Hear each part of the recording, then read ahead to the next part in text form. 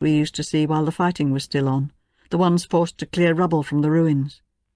This, too, is a logical reversal. Back in the hall. Our first task was to haul unwieldy iron bars in groups of 2 or 3. After that we passed rods and pieces of plate metal down the chain out to the freight wagon. A Russian came in, looked us over, waved 2 women aside, and then a third. The third was me. We trotted after him. Where to? One of us speculated maybe to peel potatoes. They'd already taken a dozen women to do exactly that, out by the railway embankment, where the Russian trailers with those fancy curtains are located. No, he was taking us someplace else, over to a dilapidated shack and down a dreary corridor where the fecal stench grew more and more unbearable. One woman decided to take off. She simply bolted back, cutting across the landing. After that, the Russian made the 2 of us who were left march in front of him. He led us into a room with a stone floor. We saw a boiler, tubs, washboards, buckets. He pointed at the equipment and made a gesture of washing laundry. Well, that was fine with us, but not there in that hovel. The other woman, a pert little person with lively eyes, helped me drag the largest wash-tub outside the shed into a kind of porch. We felt safer there, and it didn't stink so much. The Russian didn't object. He brought us 2 pieces of hard soap and a number of previously white overalls, shirts and handkerchiefs, and signalled to us to wash them. Although his tone was curt, he wasn't unfriendly, and he didn't grope us in any way, not even with his eyes. My fellow washerwoman revealed that she was from Danzig, and exchanged a few snippets of Polish with the Russian. So much the better. That way I don't have to talk. I can keep my Russian hidden. I don't want to speak with them as a washerwoman. Other soldiers kept coming over in groups, lounging around the washtubs and gossiping about us. 2 of them debated how old we might be. After much back and forth, they decided I was 24. Not bad. The hours crawled by. We soaped and rubbed and fetched warm water from the company kettle, cold water from the hydrant on the street. I rubbed my fingers raw on all the filthy clothing. The towels were rigid with grease. They were all monogrammed hand towels from German families, war booty. I scrubbed away with a hairbrush, quite a struggle. Meanwhile the Russians refused to leave us in peace, pinching us where they could. I batted them away like a horse switching at flies and sprayed them with water from my hairbrush, but didn't say a word. Now and then our boss came over and chased off the Romeos. Then he brought us some underwear, fastened with laces instead of buttons. The whole time the woman from Danzig was telling me in a monotone how several Ivans went at her mother, who already had grandchildren. Using her Danzig Polish, she had asked if the men weren't ashamed to rape such an old woman. To which they gave the classic answer in German, "You old means you healthy." I was on the verge of keeling over right at the washtub when our boss showed up and announced it was time for lunch.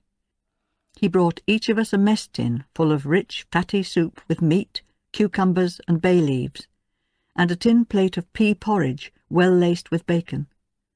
It seems he is a cook, and a good one at that. The food tasted fabulous. I could feel my strength reviving. We went on washing for an eternity. 2 p.m., 3 p.m., 4 p.m., 5 p.m., 6 p.m. We washed without a break, under constant supervision. We soaped the clothes and wrung them out and fetched water. Our feet ached. Our knuckles were close to bleeding. The Russians, watching us, enjoyed the spectacle. They rubbed their hands in gleeful revenge, thinking they'd really got to us with the washing.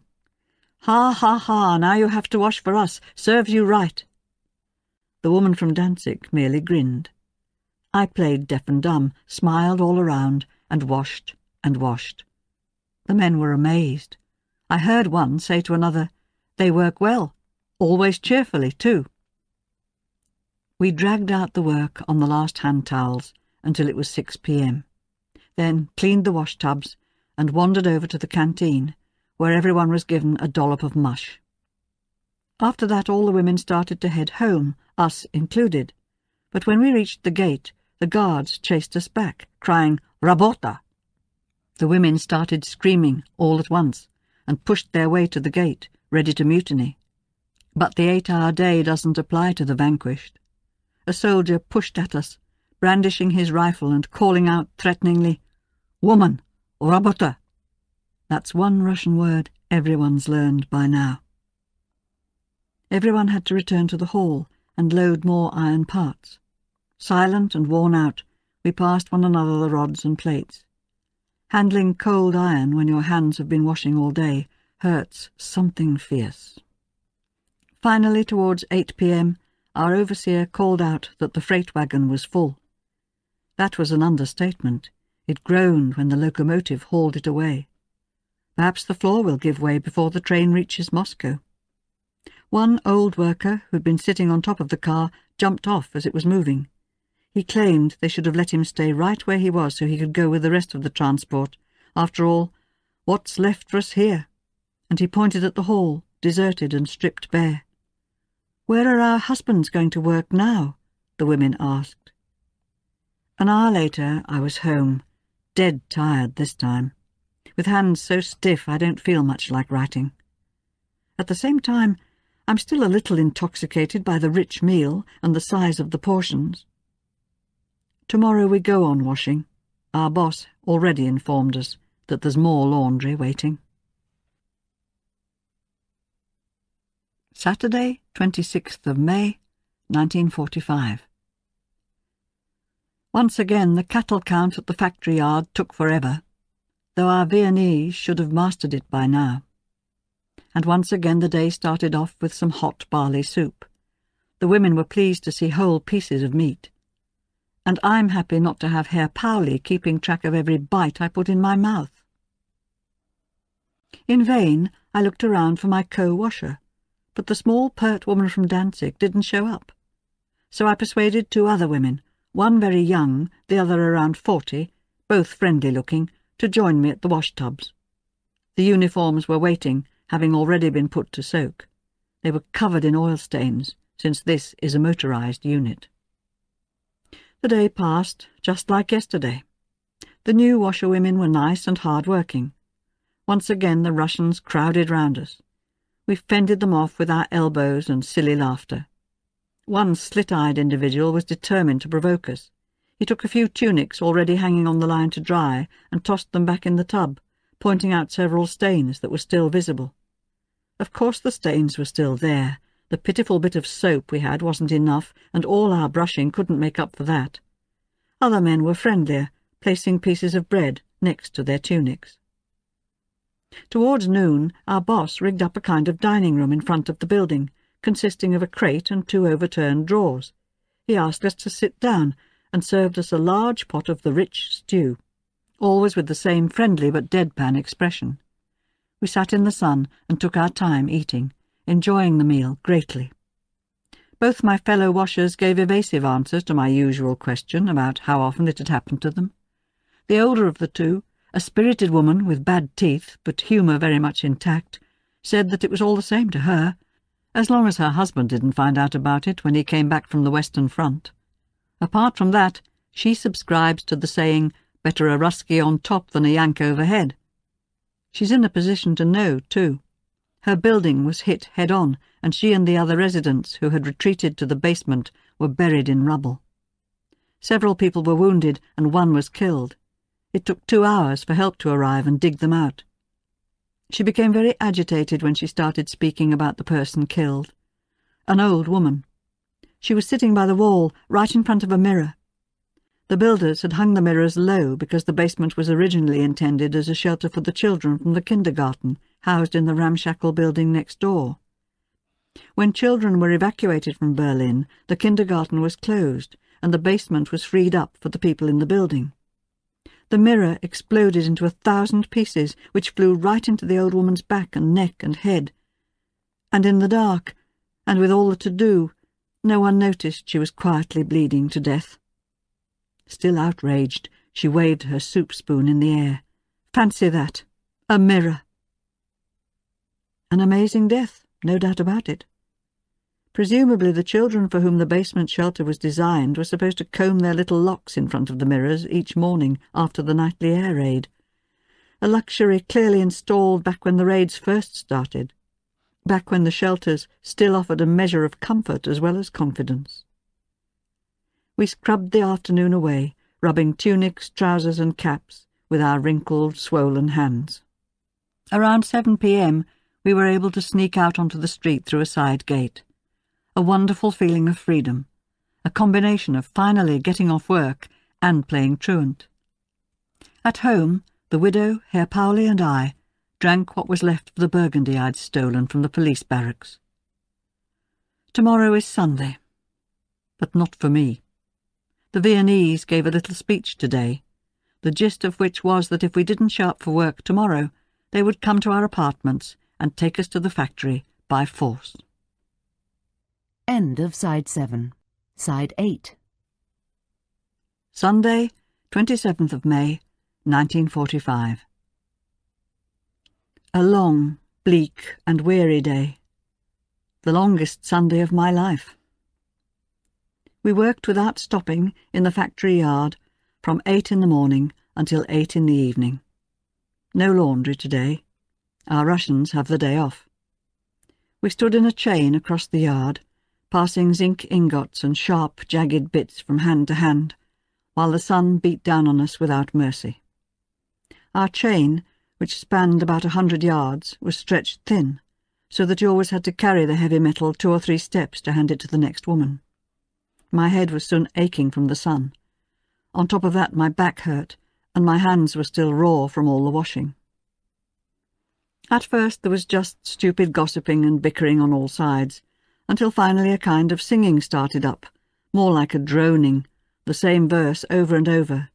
"Shine on, dear sun, we don't give a whit, the mayor is sitting and taking a... Shine on, dear sun," and on and on. That's how the women vented their anger over their stolen Sunday. Every now and then a tall, bony woman would reach into some cranny of her undergarments, fish out a wristwatch wrapped in a handkerchief and announce the time. The hours crept by, interrupted only by a hasty serving of gruel. Back into the shadeless blaze. Zinc, more zinc, and no end in sight. By around 4 p.m. we had filled the first freight wagon until it was gleaming silver. Then, with a heave-ho, we shoved the wagon away up the track and rolled the next one into place. A French wagon from Bordeaux, with the SNCF lettering I knew so well. It gave off a horrible stench. The men had used it as a latrine. The women laughed. One of them called out, "Looks like the shit's being freighted to Moscow as well." Onwards, no end of zinc. Finally, even our 2 overseers grew bored. We know them pretty well by now. We call one Teddy and the other Squint. Today they weren't as strict as usual. Twice they even shouted the lovely word break. Squint went so far as to risk a dance with one of our girls while the rest of us clapped time. Both soldiers suddenly disappeared around 5 p.m. But just because they were off duty didn't mean we were, unfortunately. All at once the whole place was unnaturally quiet. No shouts driving us on, no chatter, no moaning, nothing at all. Only the grating of our feet and the occasional weak cry of "Watch out!" when one of the women dozed off. And, of course, someone was always asking what time it was. Word came from the basement, where the women were also on their feet all day, that the masses of zinc ingots still stored there were inexhaustible. Around 7 p.m. we heard a rumour that we were done for the day, but that proved false. Zinc, zinc, and more zinc. Finally, at 8 p.m, a Russian showed up and waved us over to the canteen. We gulped down the rich soup and trudged home. I was keeling over. My hands were dark grey. When I washed up, the water was full of thick grey flakes. I lay down for a bit and let the widow pamper me with tea and cake. The electricity is back on, as of yesterday. The time of candles is over. Now people can ring instead of knocking. The quiet has come to an end. The Berlin station is broadcasting on the radio, generally news reports and disclosures that reek of blood, corpses and atrocities. They say that millions of people, mostly Jews, were cremated in huge camps in the east, and that their ashes were used for fertilizer. On top of that, everything was supposedly carefully recorded in thick ledgers, a scrupulous accounting of death. We really are an orderly nation. Late in the evening they played Beethoven, and that brought tears. I turned it off. Who can bear that at this moment?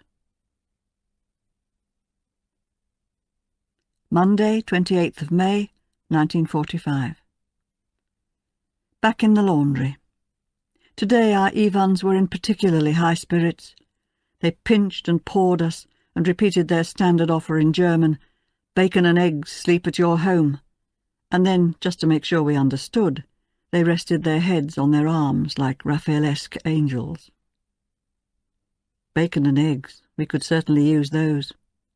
But delicious as the prospect was, there were no takers as far as I could see.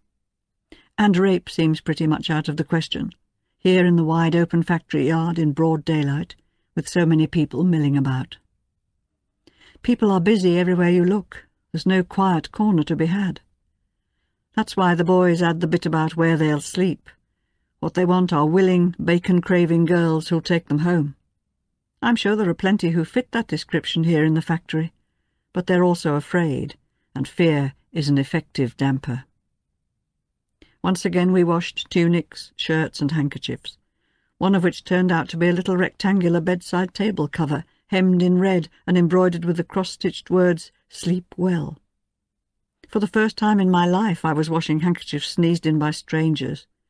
Was I nauseated by the enemy's snot? Yes, even more than by the underwear. I had to struggle not to gag. Evidently my fellow launderers didn't have the same reaction. They went on washing with great vigour. By now I've come to know both of them fairly well. Little 19-year-old Gertie, gentle, reflective, half-whispered a confession involving all kinds of amorous mishaps. One boyfriend left her, another fell in the war. I steered the conversation to the end of April. Finally, her eyelids lowered, she described how 3 Russians had hauled her out of the basement into a stranger's apartment on the ground floor, threw her on a sofa, and had their way with her, first one after the other, then in no particular order. Afterwards, the 3 of them turned into pranksters. They rummaged through the kitchen, but all they found was some marmalade and coffee substitute. In other words, the typical pantry fare at that time. Laughing, they spooned the jam onto Gertie's hair, and once her head was covered they sprinkled it generously with coffee substitute. I stared at her as she told the story, quietly ashamed, speaking to her washboard. I tried to picture the horrible scene. No one could ever invent such a thing. Our taskmasters spurred us on all day with cries of "Davai, pushtai, rabota, pshkoria." Get on with it, work faster. All of a sudden they're in a tremendous hurry. Maybe they're planning to leave soon. One problem for us washerwomen is how to use the toilet. The place is so awful you can barely set foot inside. We tried cleaning it out with our laundry water the first day, but the pipes are clogged. Moreover, there are always Russians lurking around. So now 2 of us stand watch at either end of the corridor while the 3rd uses the toilet. We always take along our soap and brushes, since otherwise they disappear.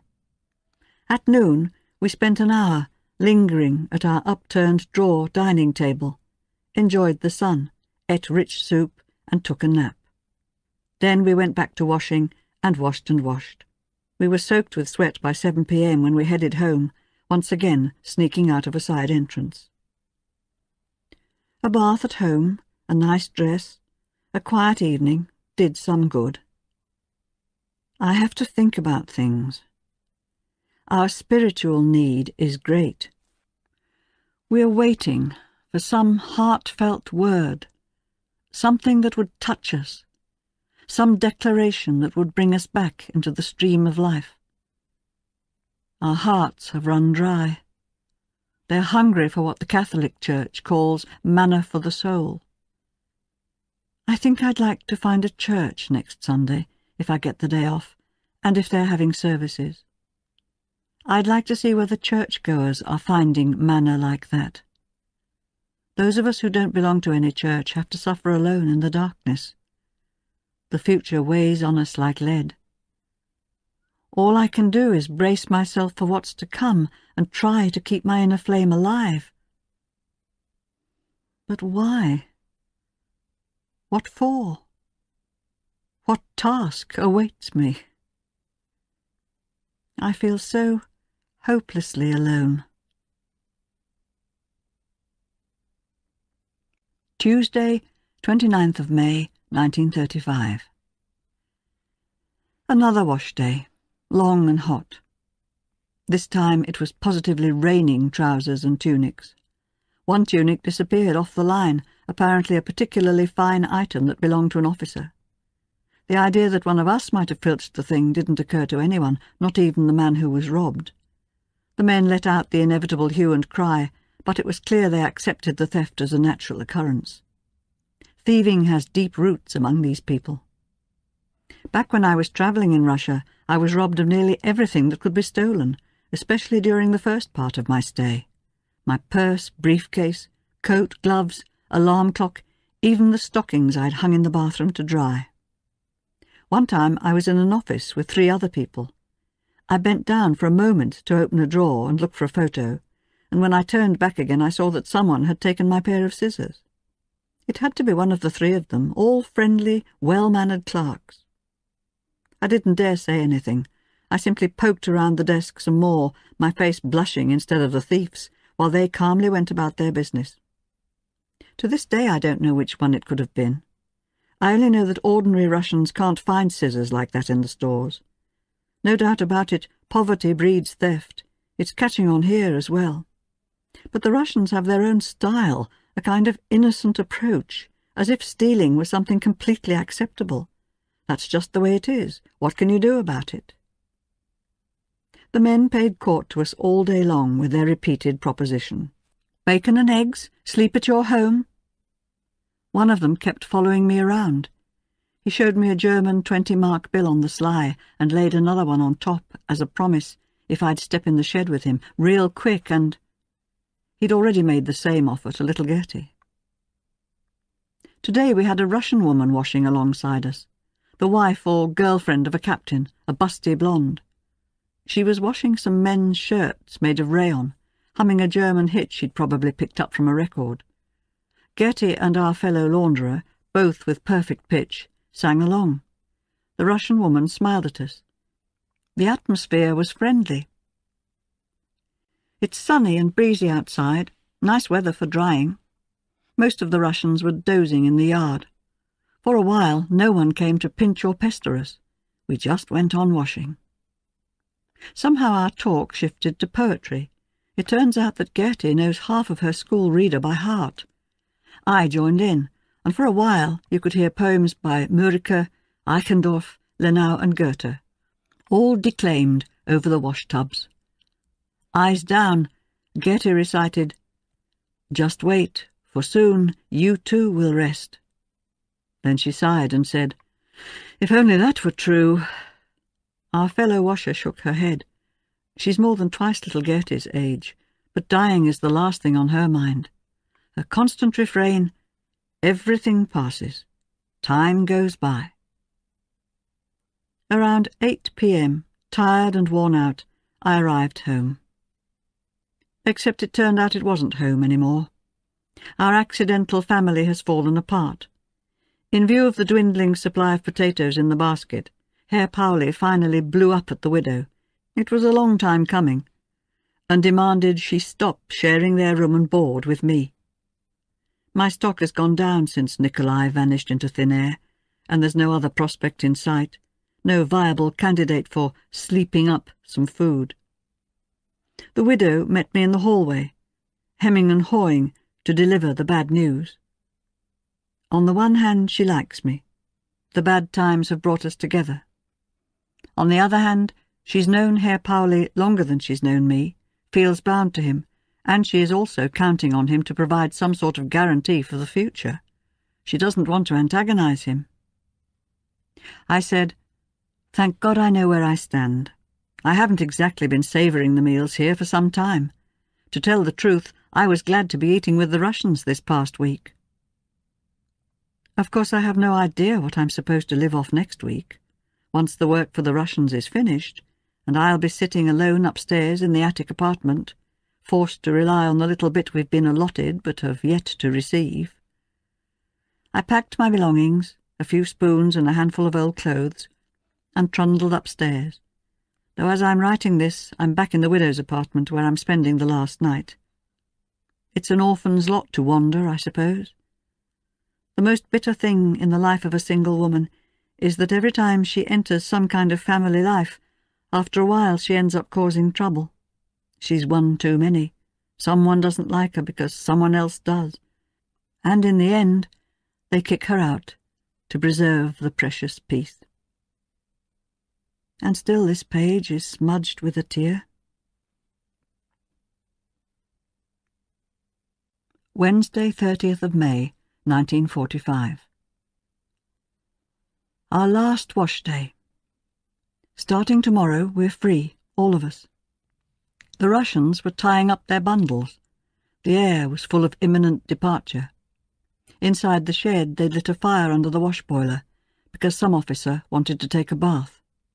The others scrubbed themselves in the open, using bowls they set on chairs, and rubbing their broad chests with wet hand towels. Today, I made a conquest.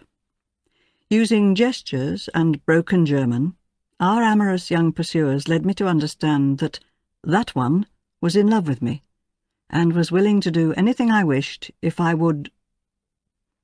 That one turned out to be a tall, broad soldier, with a peasant's face and innocent blue eyes.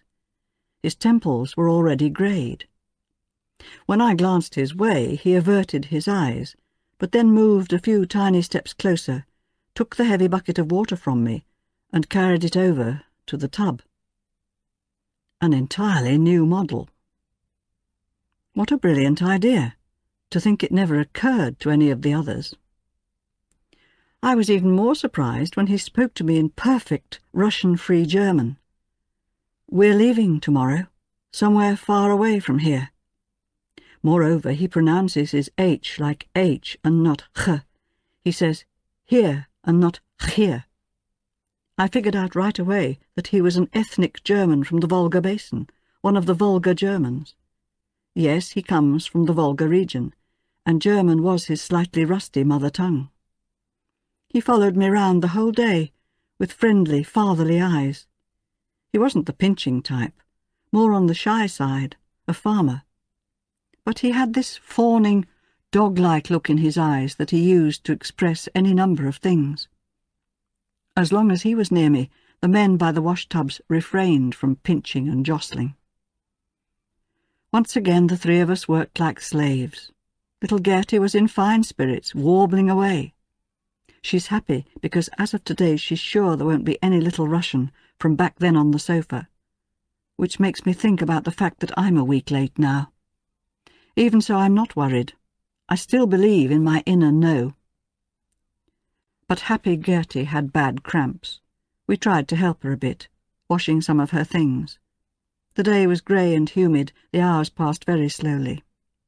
Towards evening the Russians trickled in to pick up their clothes, which had dried in the meantime.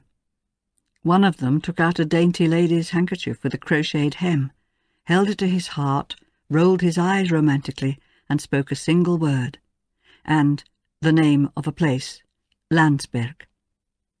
Looks to me like another Romeo.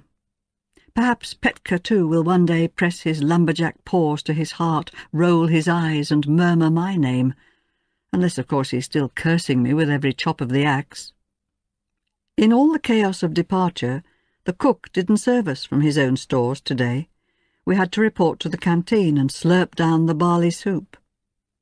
There the word was going round that we'd never see the 8 marks per day we'd been promised, that the Russians were taking all the money with them. Then there was a second, even wilder rumour on top of that. Supposedly, the radio had warned of a Mongolian horde about to pour into Berlin, men so fierce even Stalin was unable to keep them in check, and had been forced to grant them 3 days of freedom to plunder and rape, and had advised all women to hide in their homes. Utter nonsense, of course. But the women believed it and kept jabbering and moaning, all worked up, until our interpreter intervened. A battle-axe of a woman, who addresses everyone with the familiar form and sings the same tune as our overseers, even though she was sent here to do forced work just like the rest of us. She wangled her position thanks to her scanty bits of Russian. She's from Polish Upper Silesia. Well, I passed her level of ability long ago, but I'm very glad I didn't let them know it.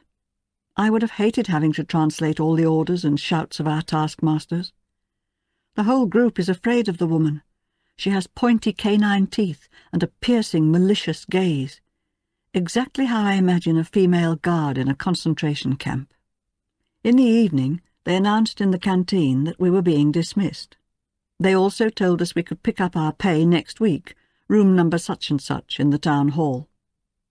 Maybe it will be there, maybe it won't. I shook hands with little Gertie and the other woman, gingerly, since the 3 of us are very sore, and wished them all the best. Gertie wants to go back to Silesia, where her parents live. Or lived. No one knows anything for sure.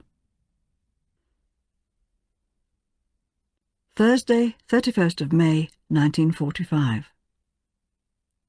Today, I began my solitary, hungry existence in the attic apartment.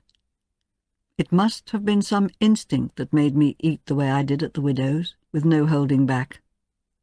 After all, I knew it couldn't last. That's why I stuffed myself with as much food as I could. They can't take that away from me now. But the shift from the good life to nearly nothing is all the harder. I have no supplies laid up, and as of yet they've hardly doled out a thing. That leaves bread, which we do receive promptly, in my case 300 grams, i.e. 6 rolls of grey rye bread, which I easily eat up just for breakfast. As it happens, today there weren't any rolls, so I had to take a kilogram loaf. I made a cross over it the way my mother's very devout mother used to do. May I never lack for bread up here. I notched the crust to mark off 3 daily portions. There's no fat of any kind to spread. The widow gave me some dried potatoes and the remaining pea flour, but those won't last more than 2 midday meals. For supper, there's really nothing except for nettles. It makes you so listless. As I write this, I feel as if my head were a balloon that might fly away any minute. I get dizzy if I bend over.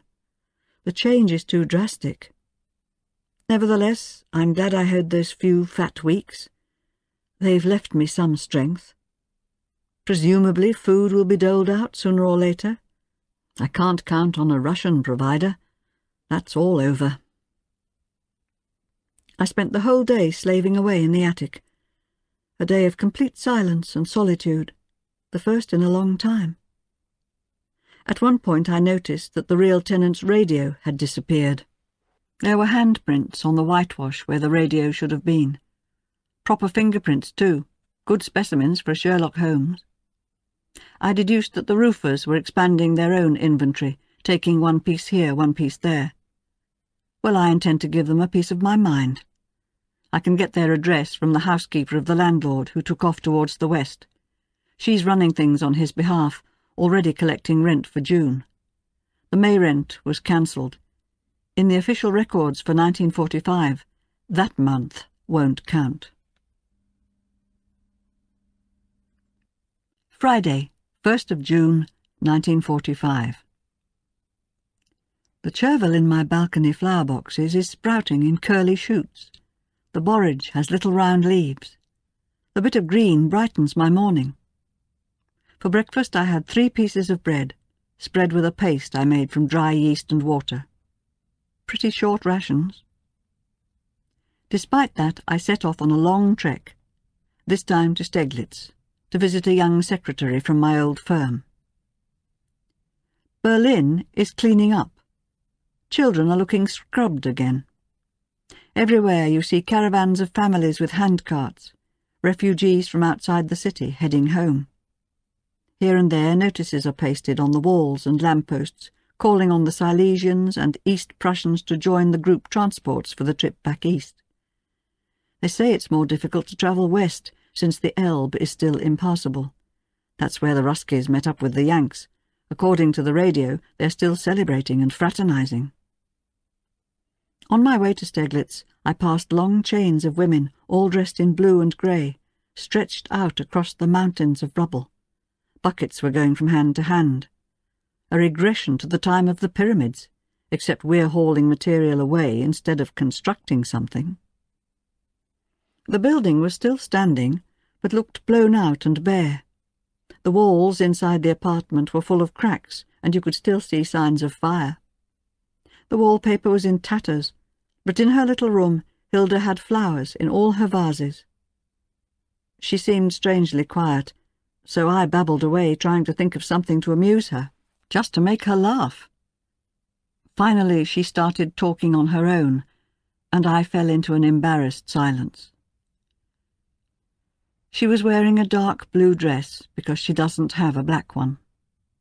On the 26th of April she lost her only brother, 17 years old. While she and her mother stayed behind in the basement, he went up to see what was going on, and a piece of shrapnel tore through his temple. His body was looted by Germans. Then his undressed corpse was carried into a nearby cinema. Hilda searched all over, but it took her 2 days before she finally found him. She and her mother put him in a cart and wheeled him off to the Volkspark, where they used a spade to scratch out a shallow grave. They buried him in his rain jacket. He's still there. Hilda's mother had just left to take some lilacs to the grave. Both mother and daughter managed to escape the Russians. They were protected by the 4 flights of stairs, and by the fact that the 3rd-floor landing is damaged, so that it seemed as though no one was living on the higher floors. Hilda reported that a 12-year-old girl in the basement, who was tall for her age, got dragged off in all the commotion and used up by the Russians along with some other women. Luckily there was a doctor on hand who was able to help her afterwards. One Russian who came roaring through accidentally left a woman in the building a dirty handkerchief with all kinds of jewellery knotted up inside, a treasure that spawned fabulous rumours about its value. Hilda related all this without emotion. Her face has changed. She looks as if she's been singed. She's been marked for life. I took a detour on my way back to see my friend Gisela. She's still putting up the 2 forsaken ex-students from Breslau. All 3 of them were pretty grimy. They'd had to pass rubble down a chain for several hours that morning.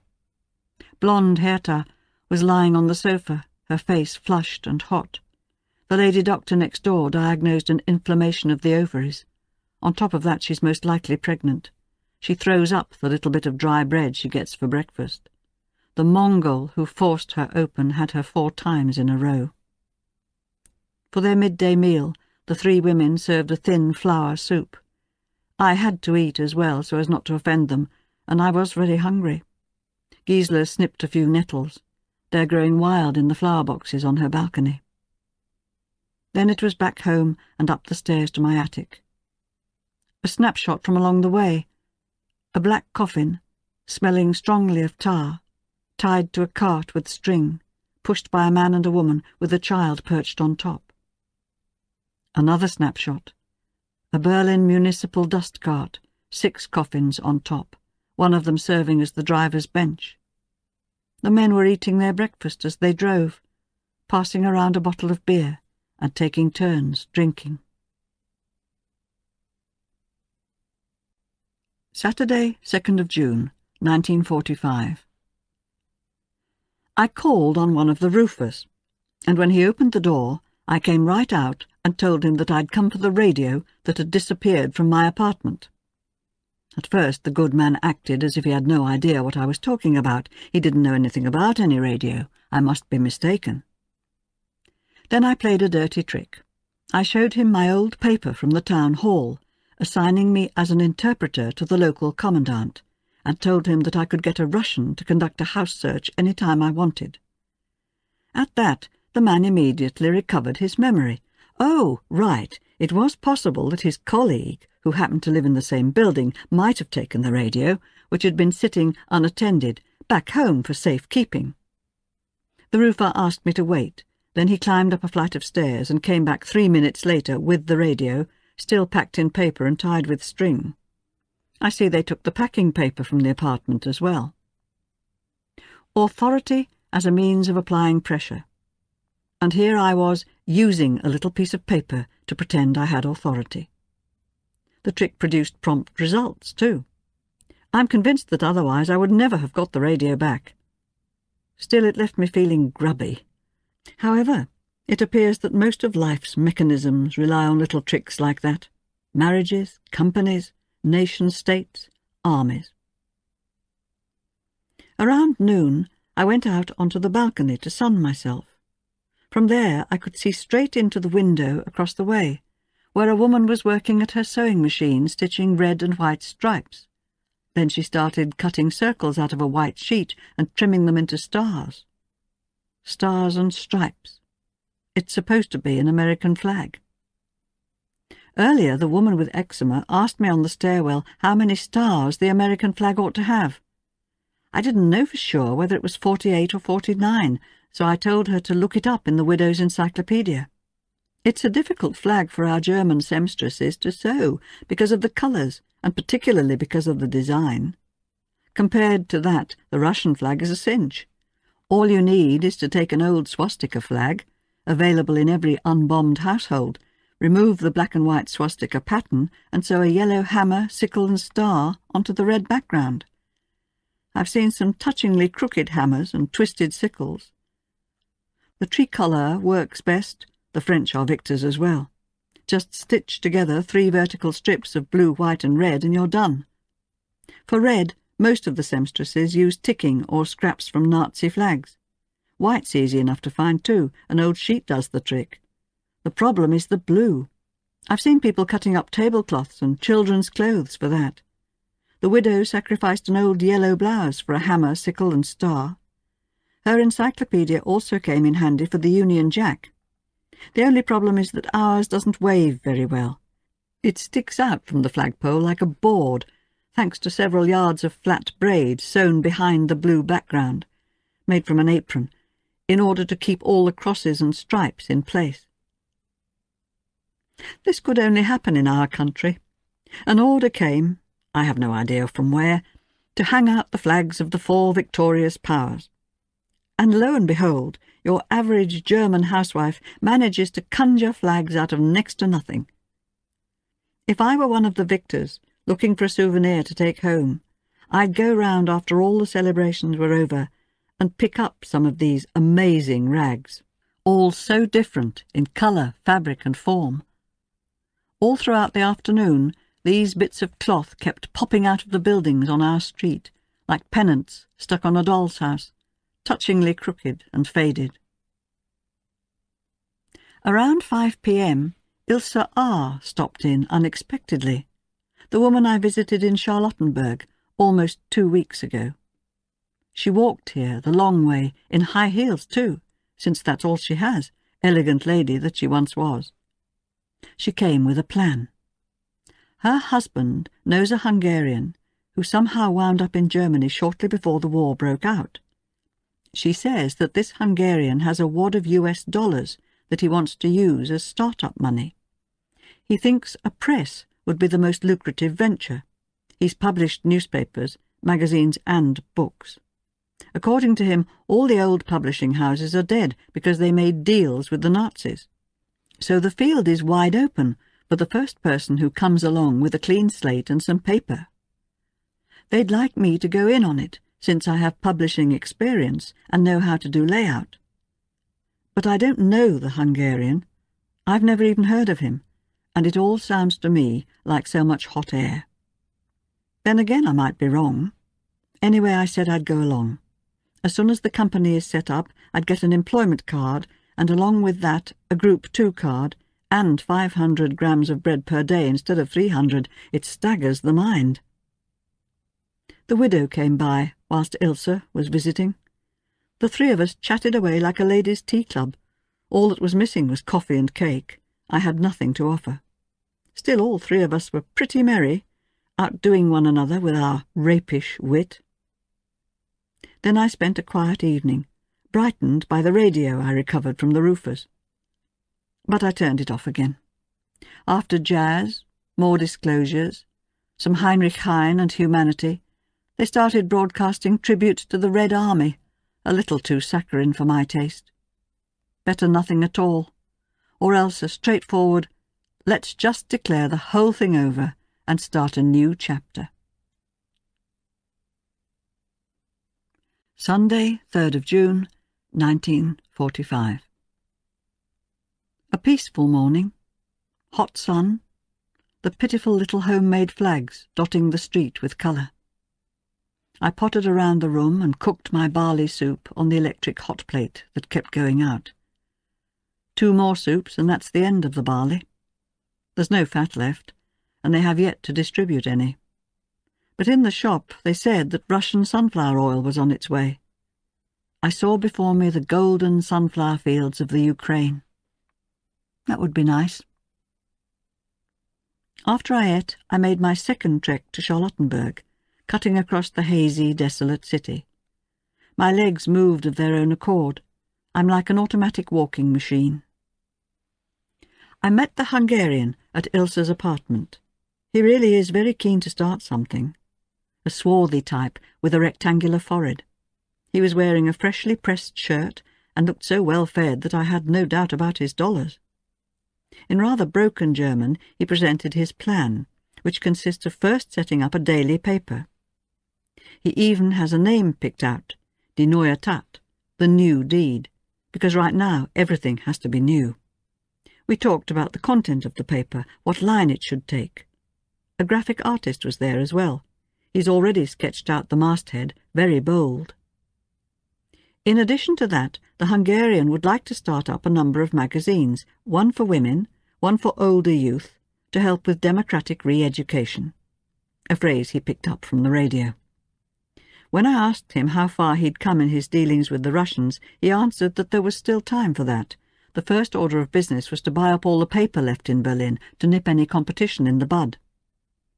It's clear he thinks of himself as a future Ullstein and Hearst, all wrapped up in one. He sees skyscrapers where we see rubble, and dreams of a giant consortium. A pocketful of US dollars is a powerful inspiration.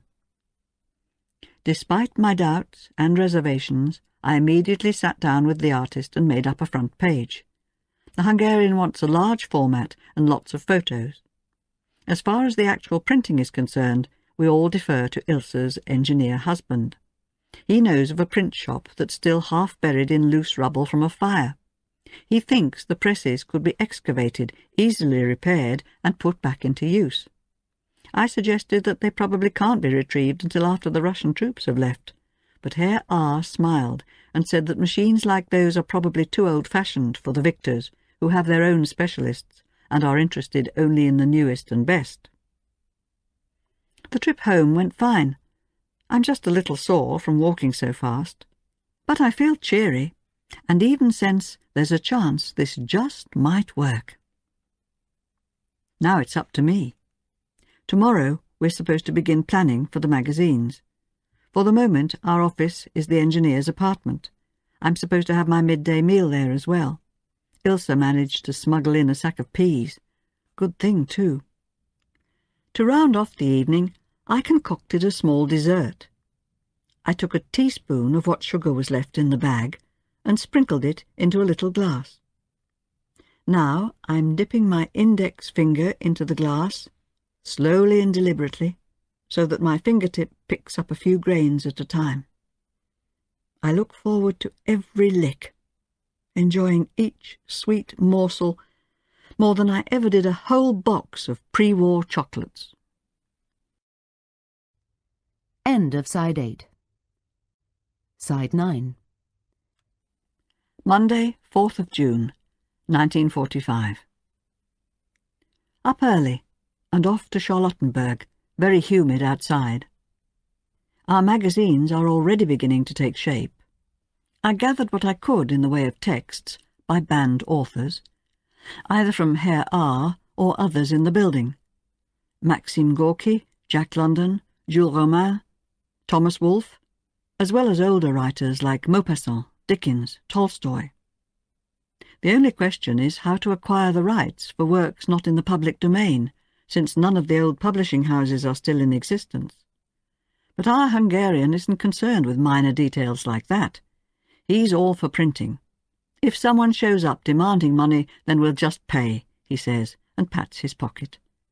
He's got hold of a bicycle, and has generously put it at the disposal of the publishing house, which for the time being exists in name only. We really did have pea soup for our main meal of the day, although unfortunately it didn't turn out right. Ilse said she boiled the peas, but they refused to soften, so she put the whole mess through the mill. The result was rough as sand, but we managed to swallow it down. She'd cooked it with a bit of bacon. They gave the rind to me, since I have so far to walk. I should check my weight. I have the feeling I'm rapidly wasting away. My skirts are getting baggy. I marched home around 6 p.m. The streets were filled with small, tired caravans of people. Where were they coming from? Where were they going? I don't know. Most of them headed east. All the vehicles looked the same. Pitiful handcarts piled high with sacks, crates and trunks. Often I saw a woman or an older child in front, harnessed to a rope, pulling the cart forward, with the smaller children or a grandpa pushing from behind. There were people perched on top, too, usually very little children or elderly relatives. The old people looked terrible amid all the junk, the men as well as the women. Pale, dilapidated, apathetic, half-dead sacks of bones. They say that among nomadic peoples like the Lapps or Indians, old people used to hang themselves on a tree when they were no longer of any use, or crawl off to die in the snow. Our Western Christian civilization insists on dragging them along for as long as they can breathe. Many will have to be buried in shallow graves along the roadside. Honour your elders. Yes, but there's no time or place for that on a cart full of refugees. I've been thinking about how our society treats the elderly, about the worth and dignity of people who have lived long lives. Once they were masters of property, but among the possessionless masses, which at the moment includes nearly everyone, old age counts for nothing. It's something to be pitied, not venerated. But precisely this threatening situation seems to spur old people to action, seems to spark their urge to live. The deserter in our building told the widow that he had to keep every bit of food locked away from his elderly mother-in-law, because she steals whatever she can get her hands on and devours it in secret. Without a second's hesitation, she would eat up all his rations as well as his wife's. If they say anything to her, she starts moaning that they want her to starve to death, that they're trying to kill her to inherit her apartment. And in this way, dignified matrons are turning into animals greedily clawing at what's left of their lives. Tuesday, 5th of June, 1945. I slept poorly because of a toothache. Despite that, I got up early and set out for Charlottenburg. Today the flags are out again everywhere. The Allies are said to have flown in by the thousands, English, Americans, French. And all these comical, motley flags waving them welcome, products of German women and a weekend's hard work. Meanwhile, the Russian trucks never stop rolling, carrying our machines away. I trudge along, as always the automatic walking machine. I'm putting in about 12 miles a day, with the barest nourishment. The work itself is fun. The Hungarian is always cooking up something new. He heard somewhere that for now the only available paper will go for school books, so he adds school books to the publishing programme. He's guessing there'll be a great demand for contemporary German primers and Russian grammars. My assignment is to rack my brains about that. Today, Ilse actually treated us all to a cup of real coffee. At 6 p.m. I headed home on paper-thin soles. Along the way, I met the first German public service vehicle to resume operation, a bus that runs every half hour. But it's hopelessly packed. There's no way to get on. I also saw some German policemen, newly commissioned. They seemed oddly undersized, determined not to stick out. By the time I got home, my feet were aching and I was dripping with sweat.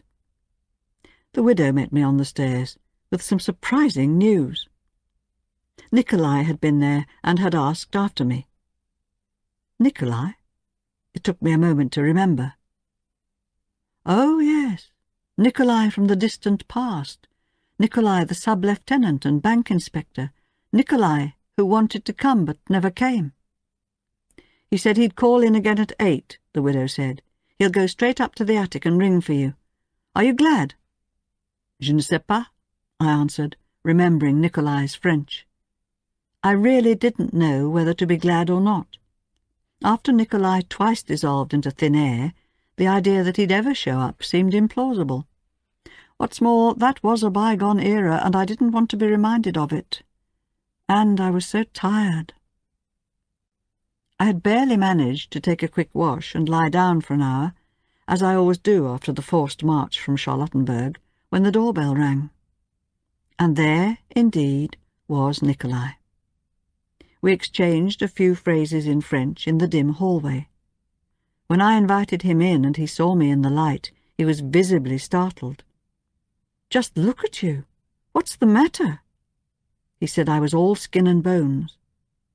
How, he wanted to know, could that have happened in such a short time? And what can I say? All the work and the endless marching around and that degree of hunger and just a little dry bread are a formula to make anyone waste away. What's odd is that I didn't realize I had changed that much myself. You can't check your weight anywhere, and I never give the mirror more than a fleeting glance. But have I changed so much for the worse? We sat facing each other at the smoking table. I was so tired I couldn't suppress my yawning, couldn't find the words in my head, so drowsy I had no idea what Nikolai was talking about. Now and then I pulled myself together, ordered myself to be nice to him. For his part he was friendly but distant. Evidently he had counted on a different reception, or else he simply no longer felt any attraction for the pale ghost I have become. Finally I understood that once again Nikolai had only come to say goodbye. He's already stationed outside Berlin, and came in on duty for just this one day, for the last time, as he put it. So there's no need to put on a friendly show for him. I don't have to pretend I'm interested. By the same token, I kept feeling a quiet regret that things turned out as they did. Nikolai has a good face. In parting in the hallway, he pressed something into my hand with a whisper. "Un camarade, n'est-ce pas?" It was money, over 200 marks. And he'd nothing from me apart from a few half-yawned words. I'd happily use this money to buy something to eat, if only some supper for tonight. But in times like these, everyone clings to what they have. The black market is dying. Wednesday, 6th of June, 1945. Once again it's evening, and the walking machine has come back home. The rain is streaming down outside, and inside, oh joy, the water is streaming from the tap in my apartment. I fill the bath and shower myself with water. No more lugging those heavy buckets up the stairs. Another day hard at work. I went with the Hungarian to look into renting office space. Our first stop was the Rat House, where he obtained some official papers, stamps and signatures that are meant to authorize his plans and attest to his clean record. There were a number of amazing characters there, types you haven't seen for years, people who've been staying out of sight and are now crawling out of the woodwork everywhere you look. I saw young male dancers, a Jewish woman who'd gone underground and was talking about her nose operation, an older man with a bright red Assyrian beard who was a painter of degenerate art. After a cup of real coffee, Ilse and her husband had a heated discussion about whether he should accept a job in Moscow. They're offering him a high-level position, good pay. but Ilse is dead set against it, if for no other reason than he would have to make the move by himself at first. He doesn't want to go either. He'd prefer to keep breathing Western air. Our publishing plans have helped him take heart, and he's hoping to get back in the usual boys' game of money and power and big cars.